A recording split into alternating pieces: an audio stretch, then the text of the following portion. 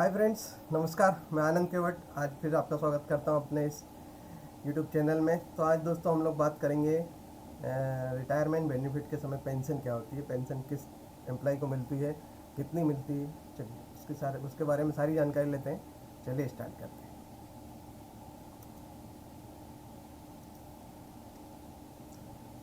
Retirement benefits के अंतर्गत pension मिलती है और वो पेंशन क्या होती है उसके बारे में हम लोग चर्चा करेंगे। पेंशन पेंशन के बारे में हम देखेंगे कि पेंशन, सबसे पहले तो ये देखेंगे कि पेंशन क्या होती है। तो पेंशन एक लाइफ लॉन्ग रिटायरमेंट बेनिफिट है जो मंथली जो है एम्प्लॉय को पेड किया जाता है आफ्टर सर्विस। 60 ईयर की सर्विस हो जाने के बाद में उसको मंथली पेड किया जाता है। Pension scheme was introduce pension जो है 1957 में इंट्रोड्यूस हुई थी और इसको कंपलसरी कर दिया गया था। जो भी एम्प्लॉय जो 16/11/1957 से पहले जो लोग अपॉइंट हुए थे उन लोगों के लिए कंपलसरी कर दिया गया था। साथ ही साथ उसमें क्या किया गया था, एलिजिबिलिटी के लिए all those employ who were appointed on और बिफोर 16/11/57, 16 नवंबर 57 से पहले जो लोग मतलब उसके बाद में से लेके 31/12/2003 तक जो लोग भर्ती हुए थे उन लोगों के लिए कंपलसरी उससे गवर्न किए जा रहे थे वो लोग। और जो एम्प्लॉय की जो कि अपॉइंटमेंट डेट 1 अप्रैल 1957 से 15 नवंबर 1957 तक की थी, उन लोगों के लिए गवर्नमेंट ने एक ऑप्शन एक्सरसाइज करने के लिए रखा था कि वो अगर 31/3/1957 तक अगर वो ऑप्शन भर के देते हैं तो उनको उस पेंशन में इंक्लूड कर लिया जाएगा, अदरवाइज उनको पेंशन में इंक्लूड नहीं किया जाएगा। मतलब एक ऑप्शनल दिया गया था टाइम पीरियड, इस बीच में कर सकते हैं। अब दोस्तों देखेंगे कि हम पेंशन कितने प्रकार की होती है। हम जनरली पेंशन, फैमिली पेंशन वगैरह को समझ लेते हैं, लेकिन फैमिली पेंशन नहीं होती। पेंशन देखिए कितने प्रकार की होती है। एक होती है कंपेंसेशन पेंशन। अब कंपेंसेशन पेंशन क्या होती है?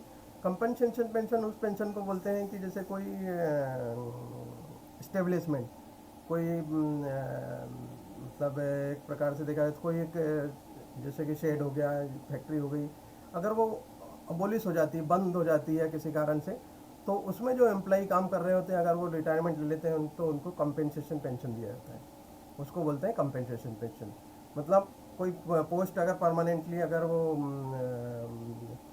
एबोलिश हो जाती है तो उस कंडीशन में उसको कंपेंसेशन पेंशन दिया जाता है। अदरवाइज वो अगर एम्प्लॉय चाहे तो कहीं और दूसरी जगह भी उसको शिफ्ट किया जा सकता है, तो उस कंडीशन में बोलते हैं compensation pension.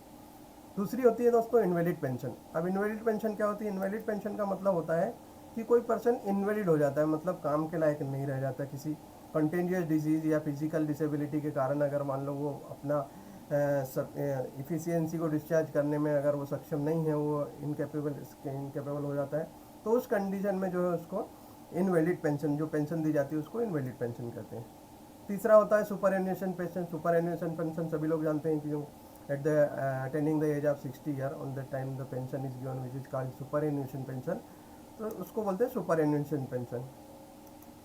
And fourth number की होती है दोस्तों रिटायरिंग पेंशन। अब रिटायरिंग पेंशन क्या होती है? रिटायरिंग पेंशन होती है कि जब भी कोई एम्प्लॉय जब सर्विस में रहता है तो उसका जो है 55 ईयर के बाद में या 33 ईयर की सर्विस होने के बाद उसका सर्विस का रिव्यू किया जाता है। रिव्यू ऐसा किया जाता है कि अगर वो उस परफॉर्मेंस क्या है उसको एक कमेटी के थ्रू उसको रिव्यू किया जाता है। अगर अच्छी परफॉर्मेंस है तो उसको कंटिन्यू किया जाता है, अदरवाइज उसको एक मतलब उसको रिटायर भी किया जा सकता है उसको। तो उस कंडीशन में जो उसको पेंशन मिलती जाती है उसको रिटायरिंग पेंशन कहते हैं। तो ये रिव्यूइंग ऑफ इस सर्विस परफॉर्मेंस देखने के बाद में ये डिसाइड की जाती है। जनरली ऐसा कम करते हैं लेकिन ये कर सकते हैं 55 या 33 ईयर सर्विस के बाद में, तो उसको बोलते हैं रिटायरिंग पेंशन। अब देखते हैं इंटाइटलमेंट कौन होता है। इंटाइटलमेंट, अगर कोई व्यक्ति 10 साल की सर्विस 10 ईयर कंप्लीट कर लेता है, तो क्वालिफाइंग सर्विस पूरी कर लेता है, तो उसको वो इंटाइटलमेंट हो जाता है पेंशन के लिए।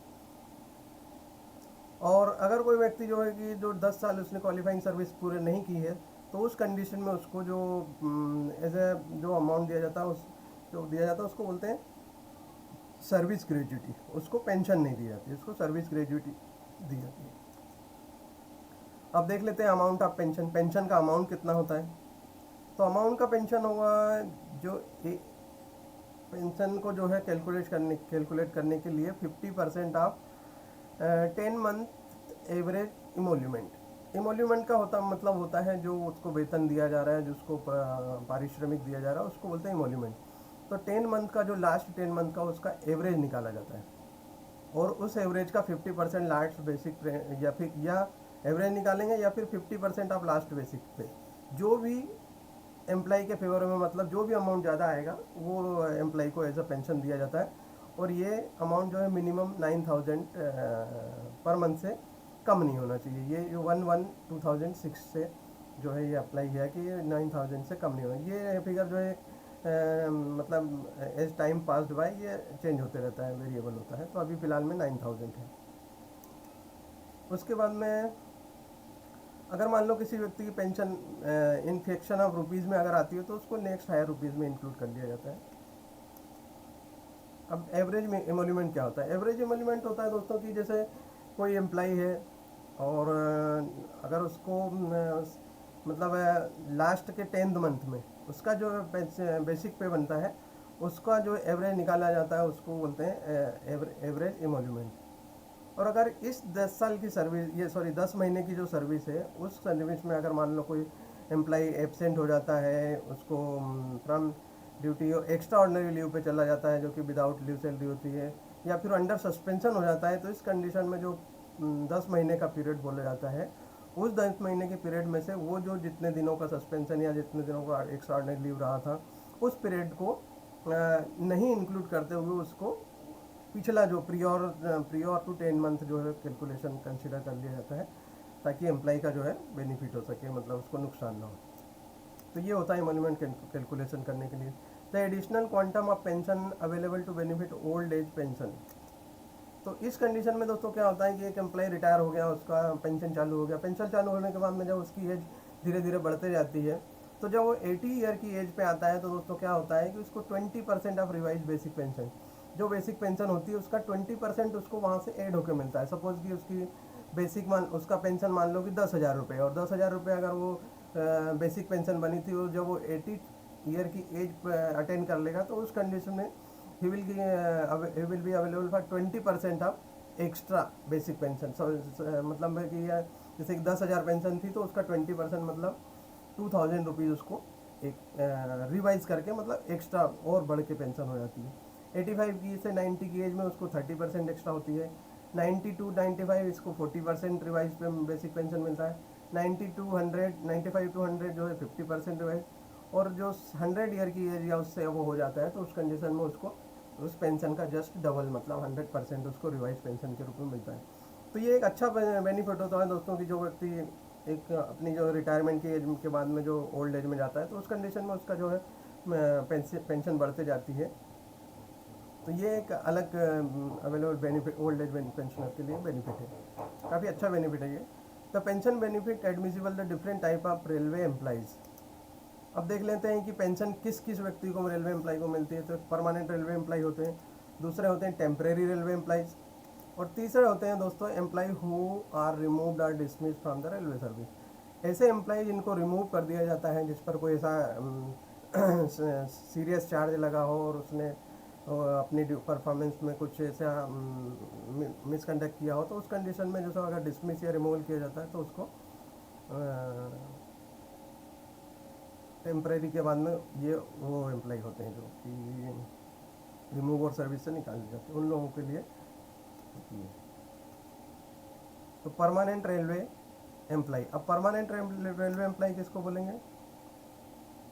Qualifying service of less than 10 years. अगर क्वालिफाइंग सर्विस उसकी 10 साल से कम है तो उसको उस कंडीशन में क्या होता है दोस्तों कि उसको पेंशन नहीं दी जाती है, but service gratuity shall be paid. उसको जो है सर्विस ग्रेजुटी दी जाती है जो कि uniform rate of half month emolument, मतलब हाफ मंथ 15 दिन का emolument for every completed 6 month period of qualifying service. जैसे कि मान लो 1 साल उसने सर्विस की तो उसको हाफ मंथ के हिसाब से 1 साल में मतलब 2 6 महीने के पीरियड 2 हो जाएंगे, तो उसको 15 दिन और 15 दिन मतलब 1 महीने की सैलरी मिल जाएगी। इस प्रकार से इसका पूरा सर्विस जो है अगर 10 साल से कम है तो उसको इस तरह कैलकुलेशन कर लेंगे। मान लो 8 ईयर कंप्लीट किया है तो उसने, तो 8 ईयर के अगर हाफ करेंगे तो 8 × 2 16 मतलब उसके हाफ मंथ हो जाएंगे तो उसको 16 हाफ मंथ मतलब 8 मंथ का उसको सैलरी मिल जाएगा। तो ये होता है, इसको बोलते हैं service gratuity. Qualifying service of 10 year और more shall entitle to get subject pension और minimum amount of 9,000 per month. तो ये अभी जो बताया दोस्तों मैंने कि 9,000 से कम उसकी पेंशन नहीं होनी चाहिए, अमाउंट इतना आना चाहिए कि 9,000 से ज़्यादा है। अगर 9,000 से कम उसका कैलकुलेशन में आता है उसको 9,000 दिया जाता है। अब टेम्प्रेरी रेलवे एम्प्लॉय, अब टेम्प्रेरी रेलवे एम्प्लॉय बहुत से लोग होते हैं जो टेम्प्रेरी पोस्ट पर रहते हैं। तो उस कंडीशन में क्या होता है दोस्तों कि जब वो रिटायर की एज पे आता है और उस कंडीशन में उसको कोई मेडिकल अप्रोप्रिएट मेडिकल अथॉरिटी की जो सर्विस होती है नॉट लेस देन 10 ईयर, अगर नहीं rendering service not less than 10 year रहती है तो उसको जो है मतलब 10 साल से उसको अगर ज़्यादा सर्विस हो गई होती है तो अप्रोप्रिएट मेडिकल अथॉरिटी के कहने पर उस मतलब उसके अगर वो इनकेपेबल हो जाता है परमानेंटली, 10 साल से कम सर्विस है और वो इनकेपेसिटेट हो जाता है मतलब अपना अक्षम हो जाता है किसी कारण से उसको, तो मेडिकल अप्रोप्रिएट मेडिकल अथॉरिटी उसको जो है पेंशन रिटायरमेंट दे सकती है, पेड करने के लिए उसको एलिजिबल माना जा सकता है। तो ये होता है टेम्प्रेरी रेलवे एम्प्लॉय के लिए। Employ family who dies in harness अगर कोई टेम्प्रेरी एम्प्लॉय है जो मतलब कार्य के दौरान मतलब उसको की डेथ हो जाती है तो उसको भी सेम बेनिफिट दिए जाएंगे जो कि एक परमानेंट एम्प्लॉय को दिए जाते हैं। और employ who are removed are dismissed from railway service. अब देखिए बहुत से केसेस में ऐसा होता है कि एम्प्लॉय को ऐसे उस पर सेवियर चार्जेस लग जाते हैं कि उसको डिसमिस या रिमूव किया जाता है। तो उस कंडीशन में दोस्तों क्या होता है, उस कंडीशन में उसको पेंशनरी बेनिफिट नहीं दिए जाते हैं अगर वो रिमूवल या डिसमिजल हुआ है तो। एक तो ये नॉर्मल कंडीशन में तो उसको नहीं दिया जाता, और दूसरी कंडीशन ये होता है कि in case of railway servant to removed और डिसमिड, अगर कोई रेलवे सर्वेंट रिमूव या डिसमिड होता है डिसमिस्ड होता है तो उस कंडीशन में क्या होता है कि दोस्तों उसको एक कंपेशनेट ग्रांट कंपेशनेट ग्रांट से जो है एडमिसिबल किया जा सकता है। उस कंडीशन में क्या हुआ कि when he is deserve social consider special उसको कंसिडरेशन मान दिया गया हो या ग्रांटेड अलाउंस। तो ये जो स्पेशल कंपेशनेट ग्रांट जो दिया जाएगा वो 2/3 ऑफ अ पेंशनरी बेनिफिट, जो पेंशनरी बेनिफिट रहेंगे उसके 2/3 से ज़्यादा नहीं हो सकता। मतलब अगर किसी व्यक्ति को कंपेशनेट ग्रांट दिया जाता है रिमूवल या डिसमिसल के हिसाब से, अगर मान लो उसकी सोशल ऑब्लिगेशन ज़्यादा बची और डी अगर चाहे तो उसको कंपेशनेट ग्रांट देना चाहे तो वो 2/3 से ज़्यादा नहीं हो सकता, तो उसको मैक्सिमम 2/3 बेनिफिट ही दिया जा सकता है। अब देखें कि अथॉरिटी और officers can pension withdrawn, pension कहाँ से अपन विड्रॉन कर सकते हैं। Pension can withdrawn through post office, treasuries और नेशनलाइज बैंक के थ्रू आप पेंशन विड्रॉ कर सकते हैं, ले सकते हैं। Conditions for disbursement of pension, अब डिसबर्समेंट की पेंशन की क्या कंडीशन रह सकती है। Depend furnishing on non employment, एक जो रिटायर्ड एम्प्लॉय उसको एक पेंशन के लिए एक नॉन एम्प्लॉयमेंट का एक सर्टिफिकेट देना पड़ता है। और an employ reemployment certificate pensioner once in month of November, और नवंबर में उसका जैसा कि मालूम है कि उसको जो है अपने लिविंग सर्टिफिकेट देना पड़ता है कि वो जिंदा है, life certificate. And similarly non employed certificate, उसको नॉन एम्प्लॉय कि वो कहीं कोई और जॉब नहीं कर रहा है उसको ऐसा सर्टिफिकेट देना पड़ता है। लाइफ सर्टिफिकेट देना पड़ता है, duly sign by gazetted officer से उसको साइन करा के। Same well known pensioner is required to be furnished until the said certificates are furnished pension subsequent month will not be disbursed। अगर ये सब उसने नहीं किया जाए, सर्टिफिकेट प्रोड्यूस नहीं किए गए तो उसको जो है ये डिसबर्समेंट पेंशन का डिसबर्समेंट नहीं किया जाता है। तो दोस्तों ये था आज के इस वीडियो में। मिलते हैं नेक्स्ट वीडियो में, तब तक के लिए मैं आपसे इजाज़त चाहता हूँ। और दोस्तों अगर आपको मेरा ये वीडियो पसंद आता है तो आप प्लीज़ इस वीडियो से अपना कुछ कमेंट्स, अगर आपको कुछ कमी लगती है, कुछ पूरी लगती है तो आप कमेंट ज़रूर करिए। तब तक के लिए मिलते हैं नेक्स्ट वीडियो में, तब तक के लिए कुछ और तैयारी करते हैं। Okay, goodbye, thank you, good night.